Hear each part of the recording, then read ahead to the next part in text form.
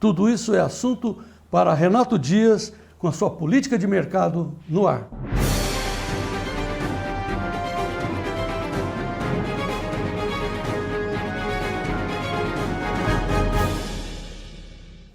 Muito bem, Renato Dias, muito boa tarde, seja bem-vindo. Boa tarde, João, tudo bom? Muito bem, nós estamos aí com toda a economia hoje, lá fora muito estressada, né?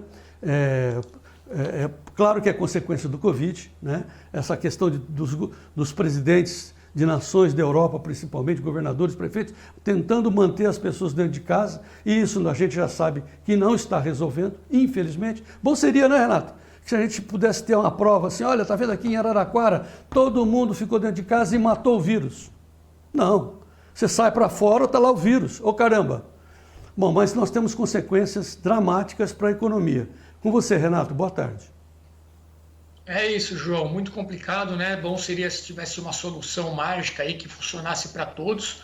No meu entender, como eu venho dizendo aqui sempre, o único caminho que parece ser o mais competente, aí, o mais eficaz é o das vacinas. O Brasil vem batendo recordes aí de vacinação. Ontem foram mais de 700 mil doses aplicadas. Em breve deveremos passar 1 milhão de doses por dia. Então, em tese, aí nos próximos meses devemos ter uma melhora da situação aqui. Você comentou da Alemanha, João. A Angela Merkel, né, que é a comandante da Alemanha já há muitos anos, havia determinado um lockdown severo até depois da Páscoa. A revolta foi muito grande, ela teve que voltar atrás, pediu desculpas, falou que a culpada era ela e tudo mais, e não tem mais essa medida aí do lockdown. Então, não é só no Brasil que existe essa discussão, né? O que funciona, o que é que não funciona. Tem protestos em muitos países na Europa, na Inglaterra também muita gente foi para a rua, na Espanha. A diferença é que lá eles não elegem apenas um único culpado, né? Eu venho dizendo sempre aqui também, eu acho que o governo federal teve erros sim durante esse período, principalmente em relação às vacinas, uma certa demora de ir atrás e adquirir. Não sei se na prática faria uma diferença muito grande, João, de quando essas vacinas chegariam, porque existe uma disputa por vacinas muito grande em todo o mundo, mas a postura assim, do presidente em relação às vacinas no início, eu entendo que não foi a ideal. Havia muitas dúvidas, né? Hoje é muito mais fácil falar isso, mas, como eu disse, a grande diferença é que aqui todo mundo aponta o dedo para um lugar só, uma pessoa só, enquanto que lá fora você não tem isso, né? Você não tem essa grande união aí da imprensa, de todos os outros governantes e dos outros poderes para apontar o dedo para um lado só, né, João? Enquanto isso, falando de economia, temos um dado importante hoje que é a inflação, né? A inflação que saiu aqui do IPCA, principalmente puxado pela gasolina, teve uma alta aí de 0,93 neste último mês que foi levantado. Então, pressão muito grande em cima da inflação e, ao mesmo tempo, o meu destaque inicial foi justamente dizendo sobre os governadores que querem um aumento daquele auxílio emergencial para R$600, que era o valor lá atrás, né, no ano passado. O Paulo Guedes estava apontando aí para um valor médio de R$250, foi isso que foi aprovado pelo Congresso, um total limitado a 44 bilhões, mas agora a pressão muito grande, 16 governadores pedindo esse aumento para R$600, e a grande pergunta é sempre aquela: de onde vai vir o dinheiro? Pois é, vamos voltar novamente à tela que o Renato se refere, dos governadores pedindo mais dinheiro. É assim, Renato, isso leva, chefe de 16 estados querem parcelas no valor de R$600. Certamente é só cavar um buraquinho ali, em Brasília, ali no Palácio do Planalto, que sai esse dinheiro, né, Renato? Pois é, né? Isso traz uma pressão maior pelas reformas, né, João? O Paulo Guedes até disse, hoje, inclusive, ele participou aí de uma sessão no Senado, falou: olha, é muito fácil fazer esse aumento, né? Se a gente tivesse, por exemplo, não tivesse mais que cobrir o rombo das estatais, que é mais de 20 bilhões por ano que o governo coloca para cobrir o prejuízo de várias estatais que existem no Brasil, o governo não, né, João? Nós com o dinheiro dos nossos impostos, é mais de 20 bilhões de reais. Ele falou: olha, daria para quase dobrar, por exemplo, o Bolsa Família, se a gente não tivesse esse rombo aí dos 20 bilhões. Então, talvez, como eu disse, sirva para mais uma vez mostrar a necessidade de reformas, privatizações, enxugar o tamanho do Estado, porque aí sim vai ter dinheiro para auxílio emergencial, para Bolsa Família, para muita coisa. Agora, não adianta simplesmente mandar a conta e não fazer nenhum esforço, não cortar na carne, ter auxílio isso, penduricalhos, o judiciário, né, acho que é o rei dos penduricalhos, a gente tem que aguentar essas decisões do STF e, além de tudo, eles sabendo que a conta deles está sempre garantida, né? Com auxílio isso, auxílio creche até existe, é uma loucura. Então, se você quer pedir mais auxílio, tem que dar o exemplo cortando esses gastos do governo, que o Brasil é um dos países campeões de gastos. Paulo Guedes já deu a letra. Quer mais auxílio? Vamos cortar. Será que eles estão dispostos a isso? Ô, Renato, fica aí uma lição de casa para você, por favor, já que você tem o seu canal, você tem uma equipe que investiga a vida dos políticos, que acompanha, né, o andar, né, o comportamento dos nossos candidatos que nós elegemos, nossos deputados, nossos senadores. Mas eu queria também que você desse uma olhada nos 11 ministros togados lá do STF, porque a minha mulher teve um susto quando ela ouviu que eles têm direito a auxílio creche. Creche? Mas todos têm acima de 70 anos. Eles estão com um nenezinho lá no STF, precisa de uma creche, é isso? Eu não entendi. É inacreditável, João. É auxílio creche. Teve uma vez aí, teve a história das lagostas, né, que ficou muito famosa. Tem um outro tribunal, não vou me lembrar agora, que aprovou um auxílio banda larga, ou seja, acho que era R$80 por mês, para o pessoal contratar banda larga em casa para poder acessar a internet. Isso já com salário de mais de R$30 mil, né, João? Quantos brasileiros têm um privilégio de ter um salário como esse? Então, tem de onde tirar. Basta saber se o pessoal vai querer ou se vai continuar só mandando a conta, João. Você comentou aí no início a questão da ivermectina, de toda essa polêmica também em torno de medicamentos. Tem hoje uma afirmação aqui também do presidente do CFM, que é o Conselho Federal de Medicina, dizendo o seguinte, João, olha, dizer que o tratamento precoce não tem efeito é mentira.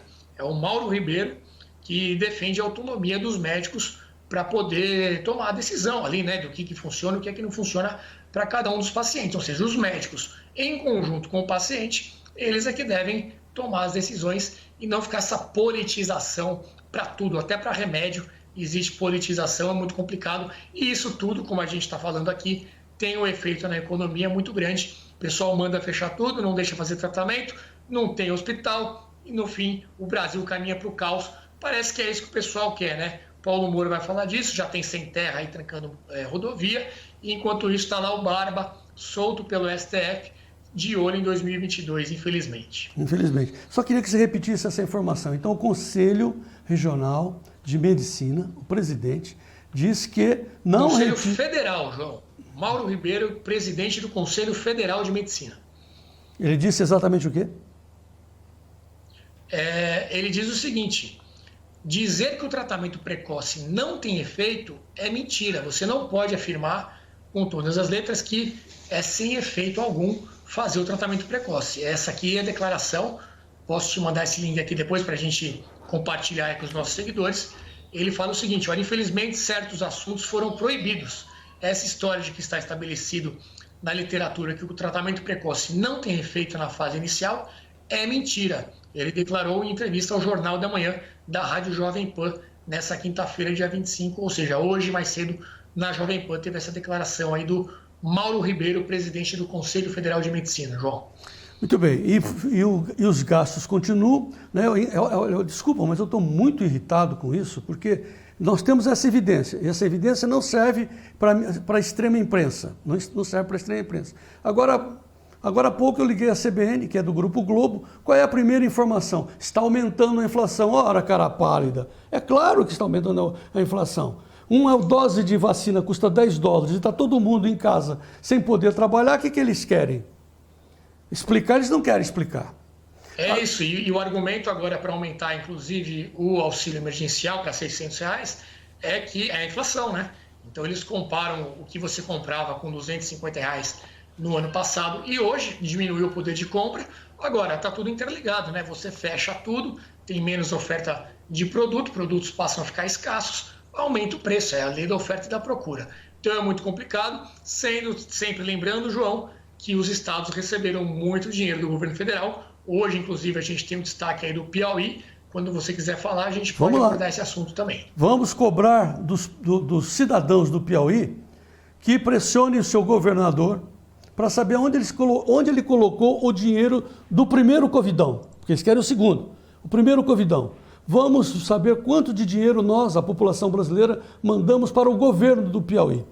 Quanto foi, Renato? O governo do Piauí, João, que é o Wellington Dias, né, do PT, então, um grande opositor aí também do governo federal, está sempre falando as suas ofensas, as suas críticas ao governo, mas ele recebeu 19 bilhões de reais durante 2020. 19 bilhões. 539 em suspensão de dívida do Estado, mais de 10 bilhões de reais de recursos que foram transferidos para o Estado e para os municípios do Piauí, e mais de 6 bilhões de reais de benefícios ao cidadão. Além disso, tivemos 2 bilhões de reais para a área de saúde especificamente, totalizando aí mais de 19 bilhões de reais para o governo do Piauí, nas mãos aí do seu governador, o Wellington Dias, João. Eu acho que é bastante dinheiro, né?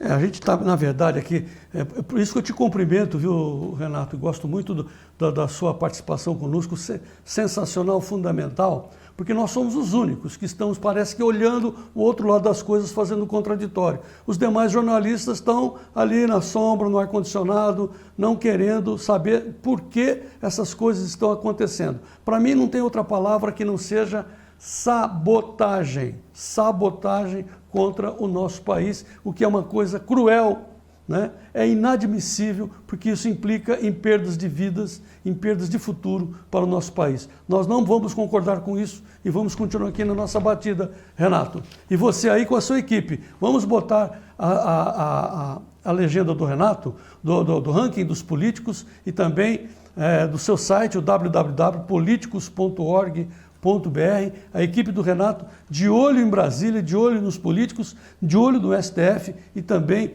nessa extrema imprensa podre que nos prejudica em muito, Renato. É isso, João. Acessem lá politicos.org.br, estamos em todas as redes sociais também.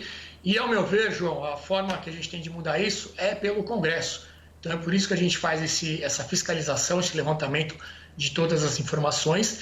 E você, além de ficar pensando na eleição para presidente, que claro que é muito importante, é o que todo mundo já começa a discutir, pense também na eleição para o Congresso do ano que vem. Qual deputado você vai votar, qual senador, porque no fundo eles é que têm muita influência. Você quer trocar, fazer o impeachment de algum ministro do STF? Quem pode fazer isso? O Senado. Mas com esse Senado que nós temos hoje aí, dificilmente isso vai acontecer. Escolha bem o senador do seu estado, escolha bem os deputados, porque sem um bom Congresso nada mais funciona, João. É isso aí, vamos em frente então. Muito obrigado, Renato Dias. E é bem lembrado que o Renato está dizendo, a gente sente isso na pele. Até amanhã, Renato. Vamos em frente.